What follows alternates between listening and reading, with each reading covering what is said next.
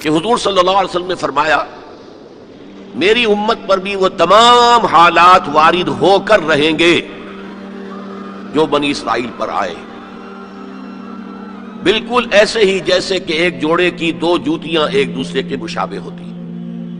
یہ بھی نوٹ کیجئے کہ یہ وہ امت ہے جس کے لیے قرآن میں 4 مرتبہ آیا ہے کہ ہم نے انہیں تمام جہان والوں پر فضیلت دی تھی۔ یا بنی اسرائیل اذکروا نعمتی التی انعمت علیکم وانی فضلتکم علی العالمین، اے بنی اسرائیل یاد کرو میرے انعام و اکرام و احسان کو جو میں نے تم پر کیا اور میں نے تمہیں تمام جہان والوں پر فضیلت دی۔ بہرحال اس امت اور موجودہ امت مسلمہ امت محمد صلی اللہ علیہ وسلم میں مشابہتیں 2 اعتبارات سے بیان کی گئی۔ ایک اس اعتبار سے مسلمانوں تم میں بھی وہ ساری گمراہیاں پیدا ہوں گی جو سابقہ امت میں پیدا ہوئی۔ لَتَتَّبِعُنَّ سُنَنَ مَنْ كَانَ قَبْلَكُمْ، تم لازماً پیروی کرو گے ان کے طور طریقوں کی کہ جو تم سے پہلے تھے، حتیٰ کہ اگر وہ گوہ کے بل میں گھسے تھے تم بھی گھسو گے، اور اگر ان میں سے کوئی شقی ایسا اٹھا تھا کہ اس نے اپنی ماں سے زنا کیا تو تم میں بھی کوئی بدبخت ضرور ایسا اٹھے گا جو اپنی والدہ سے زنا کرے۔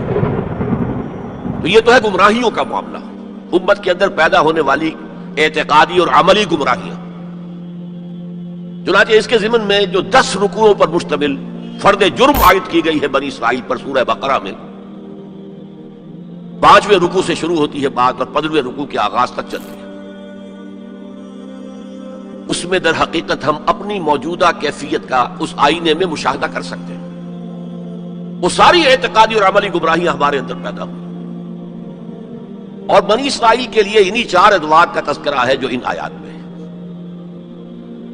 ہم نے یہ فیصلہ سنا دیا تھا، پیش کی بنی اسرائیل کو، وَقَضَيْنَا إِلَىٰ بَنِي إِسْرَائِيلَ فِي الْكِتَابِ، اپنی کتاب میں تورات میں، لَتُفْسِدُنَّ فِي الْأَرْضِ مَرَّتَيْنِ، تم 2 مرتبہ زمین میں بڑا فساد مچاؤ گے، وَلَتَعْلُنَّ عُلُوًّا كَبِيرًا، اور سرکشی کرو گے، بہت اونچی سرکشی، بہت بڑی سرکشی۔ اب یہاں پر حذف سمجھیے، محذوف سمجھیے، انڈرسٹوڈ سمجھیے کہ جب یہ وقت آئیں گے تو تم پر ہمارے عذاب کے شدید کوڑے پڑیں گے، اس لیے کہ آگے جو لفظ وعدہ آ رہا ہے فَإِذَا جَاءَ وَعْدُ أُولَاهُمَا، تو وعدہ تو عذاب کا تھا، اصل میں یہ تو خبر تھی، صرف یہ وعدہ نہیں تھا کہ تم 2 مرتبہ اپنی تاریخ کے دوران بہت شدید سرکشی کرو گے، اللہ کے خلاف، اللہ کے دین کے خلاف، اللہ کی شریعت کے خلاف بہت فساد مچاؤ گے، اور یہاں جیسا کہ میں نے عرض کیا اب امپلائڈ سمجھیے، اور اس پر ہمارے عذاب کے شدید کوڑے تم پر برسیں گے۔ فَإِذَا جَاءَ وَعْدُ أُولَاهُمَا، تو جب ان 2 وعدوں میں سے پہلے وعدے کا وقت آیا، یعنی عذاب کا وعدہ جو ہم نے تم سے کیا تھا، جو وعید دی تھی تمہیں، بَعَثْنَا عَلَيْكُمْ عِبَادًا لَنَا أُولِي بَأْسٍ شَدِيدٍ، ہم چڑھا لائے تم پر اپنے وہ بندے جو بہت جنگجو تھے، بہت وحشی تھے، بہت فوجی قوت کے حامل تھے، فجاسوا خلال الدیار، وہ تمہاری آبادیوں میں گھس گئے اور پھیل گئے، وکان وعدا مفعولا، اور وہ وعدہ جو ہے پورا ہو کر رہا۔ لیکن ان پر اب جو آئے کوڑے وہ یورپ سے آئے، پہلے گریکس آئے، Alexander the great and Seleucus, ان کی حکومت ان پر قائم رہی، انہوں نے روندا پاؤں تلے ان کو، پھر رومنز آ گئے، رومنز نے فتح کیا علاقہ، اس کے بعد 1948 میں ان کی ریاست امریکہ نے قائم کرا دی، UN کے تھرو اسرائیل قائم ہو گئے۔ 1967 میں اس نے اپنی حدود بڑھا لی، اور جو 1948 میں اسرائیل قائم ہوا تھا اس میں یروشلم کو 2 حصوں میں تقسیم کیا گیا تھا، مشرقی حصہ مسلمانوں کے پاس رہے گا، فلسطینیوں کے پاس، مغربی حصہ جو ہے وہ یہودیوں کے پاس رہے گا۔ اب آئیے اس خاکے میں رنگ بھریے امت مسلمہ کی تاریخ کا۔ دور بنو عباس تقریباً 600 برس کا ہے یا 500 برس کا، ان میں سے 200-250 برس ان کے بڑے عروج کے، پوری مملکت ایک تھی، کنٹرول ایک تھا۔ پھر جیسے ہمارے ہاں سلطنت مغلیہ کہنے کو تو 1857 تک رہی ہے، ظاہر بات ہے کہ وہ اصل جو دور تھا وہ اورنگزیب عالمگیر پر ختم ہو گیا تھا، اس کے بعد تو کھنڈر بتا رہے ہیں عمارت عظیم تھی، عمارت کو گرتے گرتے وقت لگتا ہے، اسی طرح اس کے بعد اس وقت پھر جب اور ان کے ہاں عیاشیاں شروع ہو گئیں، کوہ قاف کا سارا حسن نسوانی لا کر محلوں میں، ہزاروں کی تعداد میں کنیزیں ہیں، ناو نوش ہے، رقص و سرود ہے، کیا نہیں تھا جو ہوا ہے، زوال، عوام کے اندر بدعات، رسومات، یہ ساری چیزیں ہوئی تو اللہ کے عذاب کے اب کوڑا پڑا، پہلا کوڑا، زبردست کوڑا. جیسے وہاں دو حصوں میں آیا تھا، کاربن کاپی بتا رہا ہوں آپ. حزب النار من نار، پہلے شمال سے آئے کروسیڈرز، صلیبی ہورڈز، انہوں نے میڈیٹرینین کا سارا ساحلی علاقہ تہس نہس کر دیا، اور 1099 میں یروشلم بھی فتح کر لیا، اور اتنا خون بہایا ہے، اتنا خون بہایا ہے. وہ خود یہ لکھتے ہیں ان کے ہسٹورینز کہ جب صلیبی داخل ہوئے ہیں ان کے فوجی گھوڑوں کے اوپر سوار ہو کر، تو گھوڑوں کے گھٹنوں تک خون کی ندیاں بہ رہی تھیں. اس کے بعد 88 برس تک یہ یروشلم عیسائیوں کے قبضے میں رہا. 88 لانگ ایئرز. کھویا اربوں نے، واپس دینے کی سکت اربوں میں نہیں تھی. عیاشیوں کی وجہ سے وہ کمزور ہو چکے تھے، کھوکھلے ہو چکے تھے. واپس لینے والا کرد تھا، کرد خون، صلاح الدین ایوبی رحمت اللہ علیہ. یہ ہوا 1187 عیسوی میں. 1099 میں قبضہ ہوا، 1187 عیسوی میں واپس لیا. 88 برس تک وہ کروسیڈرز کے قبضے میں رہا. اور اس کے بعد جیسے نبوکڈ نظر آیا تھا مشرق سے، عراق فلسطین کے مشرق میں ہے، تو ہم پر جو طوفان آیا ہے، جو مسلمانوں پر اس وقت عذاب الہی آیا ہے، وہ تاتاریوں کے ہاتھوں. کروڑوں مسلمان قتل ہوئے، لاکھوں کی بات نہیں ہے. بنی اسرائیل کی امت چھوٹی سی امت تھی، یہ امت بہت وسیع تھی. اگر ان کے لاکھوں قتل ہوئے تھے تو ان کے تو کروڑوں ہوئے. خارزم شاہ کی عظیم مملکت، سینٹرل ایشیا کی عظیم ترین سلطنت جو قائم ہوئی ہے تاریخ میں، ختم، تہس نہس. ایسا بھی کیا ہے تاتاری وحشیوں نے کہ ایک آبادی کے تمام انسانوں کو قتل کرنے کے بعد ان کے صرف سر علیحدہ کیے، سریاں، ان کو جمع کر کے ایک پہاڑی کی شکل بنائی. اس پہاڑی پر تخت جما کر ایک وحشی تاتاری سردار نے بیٹھ کر شراب پی. اور مسلمانوں پر دہشت اس درجے تھی کہ اگر 15-20 مسلمان بھی کہیں کوئی تاتاری جو ہے انہیں مل جاتا تھا اکیلا، اور وہ مسلح بھی نہیں، اور وہ کہتا تھا کھڑے رہو یہیں پر، میرے پاس اس وقت تلوار نہیں ہے، میں تلوار لے کر آ کے تم سب کو قتل کروں گا. وہ کھڑے رہتے تھے جیسے کہ بھیڑیں بکریاں کھڑی ہوں، اور وہ آ کر ایک ایک کو قتل کرتا تھا. ضربت علیہم الذلۃ والمسکنۃ وباؤوا بغضب من اللہ. یہ دور انتہائی تاریک دور تھا ہمارا، انتہائی تاریک دور تھا. عرب معزول کر دیے گئے. 1258 میں خارزم شاہ کی سلطنت کو تہس نہس کر کے، افغانستان کے اکثر حصے کو برباد کر کے، تہو بالا کر کے، پھر ایران کی سلطنت کو تہس نہس کر کے، اور عراق کے مشرقی پورے نصف حصے کو ختم کر کے 1258 عیسوی میں انہوں نے بغداد فتح کیا ہے. اور آخری خلیفہ بنو عباس کا مستعصم باللہ، اس کو محل سے نکالا ہے، ایک جانور کی کھال میں لپیٹ کر گلی میں ڈال دیا اور گھوڑے دوڑا دیے، کچل دیا. جو احیاء ہوا کس کے ہاتھوں ہوا؟ انہی تاتاریوں کے ہاتھوں ہوا. ہے آیا فتنہ تاتار کے افسانے سے. باسبا مل گئے کعبے کو صنم خانے سے، جنہوں نے کروڑوں مسلمانوں کو قتل کیا. اسلام نے انہیں فتح کر لیا، اسلام نے آیا. اب جو عالم اسلام کے اندر قوتیں ابھری ہیں، کوئی ایک مرکزی حکومت اس کے بعد نہیں بن سکی، اور عربوں کو اس وقت سے جو ڈیپوز کیا گیا، معزول کیا گیا، امت مسلمہ کی قیادت ان سے چھین لی گئی. اور یہ وہ بات تھی کہ جو بالکل شروع میں سورہ محمد صلی اللہ علیہ وسلم کہہ دی گئی تھی، ان تتولوا یستبدل قوما غیرکم. اگر تم پیٹھ دکھا دو گے اس مشن کو جو ہم نے تمہارے حوالے کیا ہے، تو اللہ تعالیٰ تمہیں ہٹا کر کسی اور کو لے آئے گا. That happened in the mid 13th century of Christian era.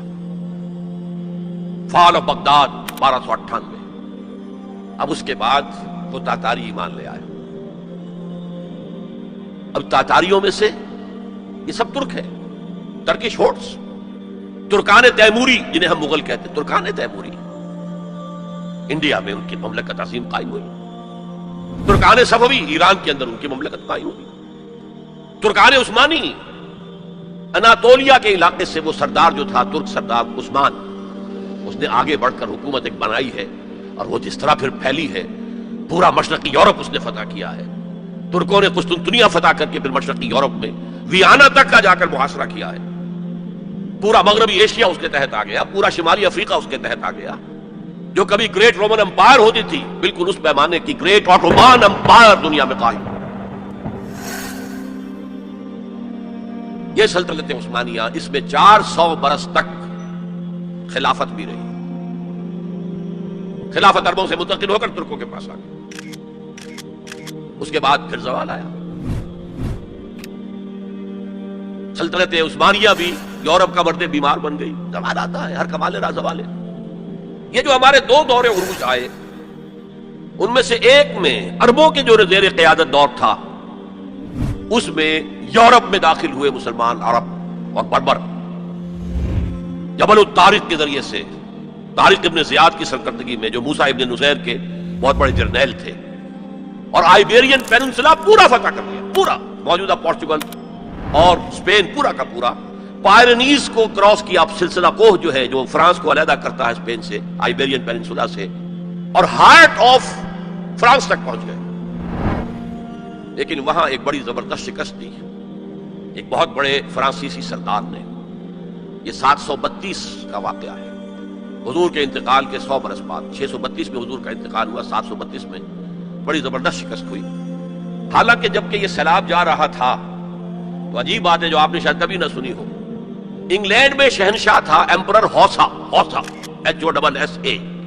وہ ایمان لے آیا. اس نے دیکھا آ رہا ہے یہ سیلاب، میرا بھی ستیہ ناش ہو جائے گا. پورا آئیبیرین پیننسلا ان کے سامنے جو ہے وہ اسبامات کر چکے ہیں. وہ اسلام لے آیا. اس نے وفد بھیج دیا اسپین میں کہ میں تو اسلام لے آیا. بعد میں جب مسلمان ریٹریٹ انہیں کرنا پڑا فرانس سے نکل کر اور رہ گئے پائرنیز کے ویسٹ ساؤتھ ویسٹ ہی میں، تو پھر وہ دوبارہ عیسائی ہو گئے.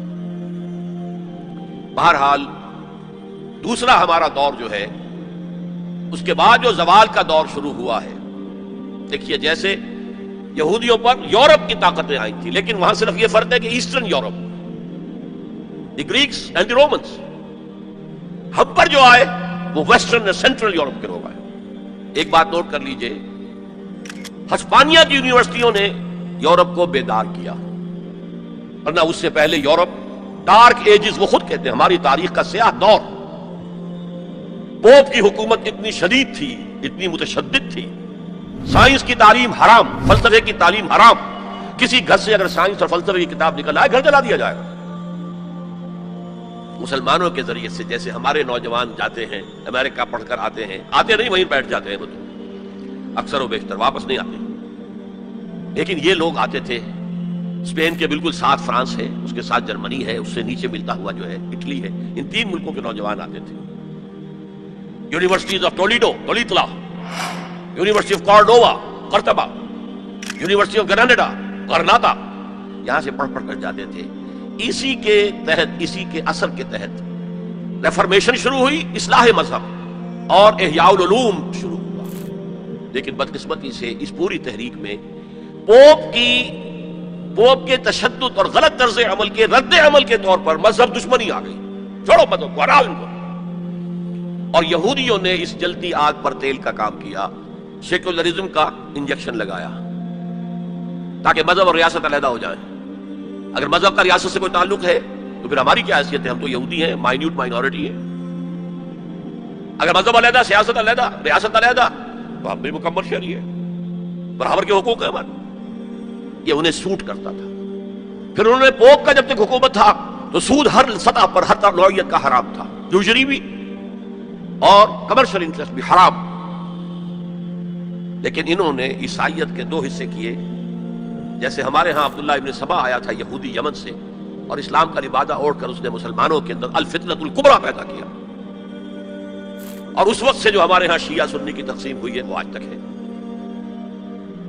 اسی طریقے سے کرسچینٹی کو انہوں نے پھاڑ کر کیتھولسزم اور پروٹیسٹنٹزم کے اندر تقسیم کر دیا، اور پروٹیسٹنٹس جو ہیں ان کو آلہ کار بنایا. سب سے پہلا پروٹیسٹنٹ ملک برطانیہ. برطانیہ نے پوپ سے اپنا علیحدہ کیا، چرچ آف انگلینڈ علیحدہ قائم کر لیا. اپنا بینک سب سے پہلا قائم کیا، بینک آف انگلینڈ، یہودیوں کا بینک. بہرحال ان طریقے سے ان یہودیوں نے رفتہ رفتہ رفتہ رفتہ یورپ کو اپنے شکنجے میں کس لیا. اب یہ جو رینائسنس ہوا اور احیاء العلوم ہوا اور سائنس کی ترقی ہوئی، نئی نئی ایجاد ہوئی، نئی نئی چیزیں جو ہے وہ انسان نے تلاش کی، دریافت کی، فورسز آف نیچر، اور انہیں جو ہے ہارنس کیا، انہیں ایکسپلائٹ کیا، انہیں استعمال کیا، تو ایک پاور پوٹینشل پیدا ہو گیا سینٹرل یورپ کے اندر. اور طاقت تو پھر اپنا نفوذ چاہتی ہے ادھر ادھر. کوئی طاقتور پہلوان ہو تو وہ ادھر بھی جاتے ہوئے کندھا مارے گا، ادھر بھی کندھا مارے گا. وہ تو طاقت کا ظہور وہ چاہتا ہے. لیکن نوٹ کر لیجئے، عالم اسلام کا پہرے دار सल्तनत उस्मानिया बहुत मजबूती के साथ खड़ी हुई थी। यूरोप और अफ्रीका जाने का रास्ता बंद, कहां से जाए? The great Ottoman empire standing at the sentinel, एक संतरी की हैसियत से खड़ी। खुश्की के रास्ते जाना मुमकिन नहीं था, लेकिन यह कि जो है इस सैलाब ने, सेंट्रल जो यूरोप से आया है ताकत का सैलाब, उसने पहले तो सफाया किया। ये दूसरा डाउनफॉल हमारा शुरू हो रहा है। सबसे पहले सफाया किया हिस्पानिया का। 1492 में फॉल ऑफ ग्रेनेडा, आखिरी मुसलमान रियासत कर्नाटक की खत्म हो गई 1492। उसके बाद तकरीबन 10 साल के अंदर अंदर हिस्पानिया को पाक कर दिया गया मुसलमानों से। या कत्ल कर दिए गए, या जला दिए गए, या कुछ ने ईसाई बनकर जाने बचाई, और बाकी को जहाजों में भर भर कर ले जाकर नॉर्थ अफ्रीका के साहिल पर डंप कर दिया। जाओ दफाओ। ये है जवाल सानी हमारा, और उसके ऊपर अल्लाह के अजाब के घोड़े। हिस्पानिया 800 बरस जहां हुकूमत की, मुसलमान का नामो निशान न रहा।